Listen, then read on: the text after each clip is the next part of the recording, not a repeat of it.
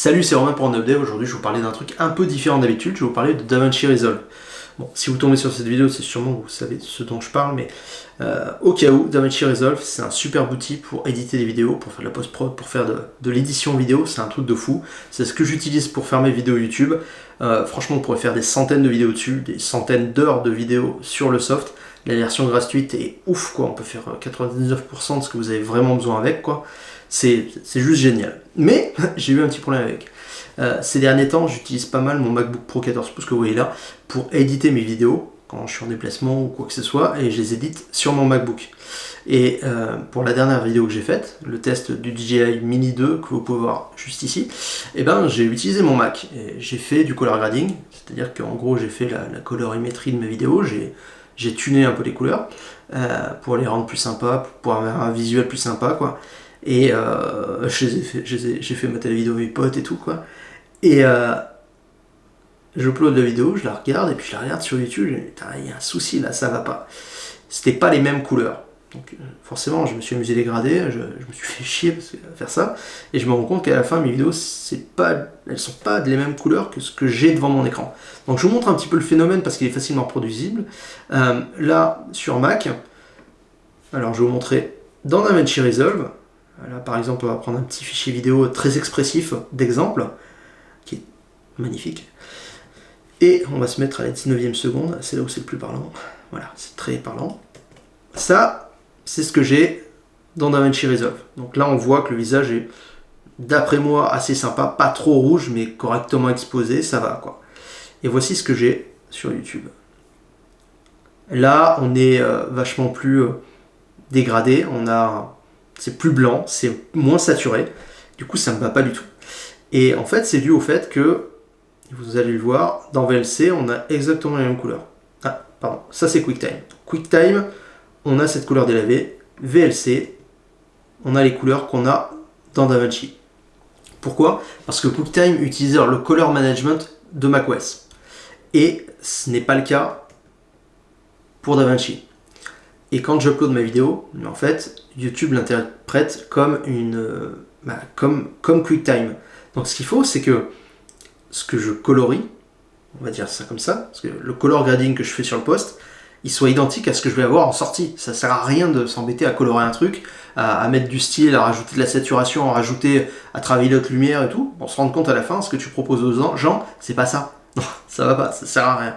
Du coup, dans DaVinci, il y a des petits settings à activer si tu fais du color grading sur ton Mac avec un écran P3. Donc si tu le fais avec un Mac mini mais avec un écran à côté, faut pas faire ça. Tu n'auras pas cette problématique-là. La problématique-là, elle arrive quand on fait du color grading sur son Mac doté d'un écran de type P3, donc avec un gamma déjà qui est différent sur macOS, et P3 avec une palette de couleurs et de lumière qui sont plus larges, avec des dalles qui montent, par exemple celle-là, elle monte à 1600 nits. Voilà, donc ce qu'il faut, c'est que dans DaVinci, tu ailles activer, donc dans les configurations, onglet General, il faut aller utiliser le Mac Display Color Profiles for Viewers. Qu'est-ce que ça va faire? Ça va faire en sorte que le viewer, donc la preview vidéo que tu as dans DaVinci Resolve, match avec celle de ton Mac. Voilà. Et il faut aussi cocher le fait que tu veux taguer toutes les Rec 709, donc tes vidéos au format Rec 709 en Rec 709A. Rec 709A pour Apple, pour dire que c'est des fichiers de type Rec 709 avec un gamma Apple, qui n'est pas le même forcément qu'un gamma 709 classique qui doit être en 2.4 ou en 2.2. Voilà, donc là, il faut redémarrer DaVinci pour prendre en compte ces modifications, relancer l'application. Et ce qu'on va voir, on va le voir assez rapidement, si je réouvre le même projet, que je mets en plein écran, là tout de suite, les couleurs, elles sont comment? Eh ben, elles sont délavées exactement comme QuickTime. Donc là maintenant, j'ai du matching entre ce que j'ai sur QuickTime, ce que j'ai sur DaVinci Resolve et ce que j'ai sur YouTube. Donc là maintenant, le problème c'est que à l'avant j'avais une vidéo un peu saturée, et là je me retrouve avec une vidéo qui manque de saturation.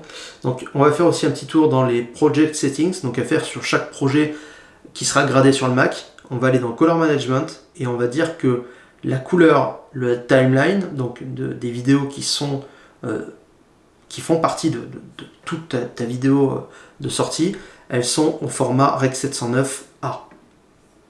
On sauvegarde ça. Donc là, on a notre vidéo. Je vais juste montrer rapidement. Je vais faire un petit grading, mais très très rapide de la vidéo. Donc là, je rajoute un node et j'augmente juste la saturation. Oula, un peu trop là. Hop. Je regarde ce que ça donne. C'est juste à titre d'exemple. Voilà, donc là déjà, on est plus saturé. C'est plus sympa. Je pense que je vais les laisser comme ça. Ça me va très bien. On peut saturer un petit peu plus, mais après, on va trop tourner vers le rouge. Faudrait faire... Enfin voilà. Ça va pas mal. Avant, après. Donc ça, c'est cool. Je sauvegarde ça. Et après, c'est ce que je vais utiliser et ce que je vais, du coup, encoder. Il faut bien vérifier aussi que dans les paramètres avancés, que le color space tag soit le même que le projet et que le gamma tag soit le même que le projet. Donc du Rec 709A. Ensuite, on rend ça. On l'encode. On va passer là-dessus. Donc voilà, la vidéo, là elle est encodée, je l'ai uploadée sur YouTube, et maintenant ce qu'on voit c'est que sur YouTube, j'ai des couleurs qui sont telles que dans DaVinci Resolve. Donc voilà, c'était juste un petit tips au cas où vous rencontriez ce problème, ce souci de couleur qui ne soit pas cohérent entre ce que vous avez devant votre écran et ce que vous avez en sortie sur YouTube. Et grâce à ça, vous pourrez grader correctement vos vidéos et à la fin vous retrouvez avec l'identique de ce que vous avez devant votre écran. Et c'est ça qui est vraiment important. Ce que vous voyez, ça doit être ce que vous aurez en sortie et ce que verront les gens. Bon, bien sûr, eux, ça dépendra de la qualité de leur écran. Mais vous, au moins, vous savez ce que vous avez fait. Voilà, c'est tout pour aujourd'hui. C'était un petit tips. C'était Romain pour Random Dev. Allez, salut!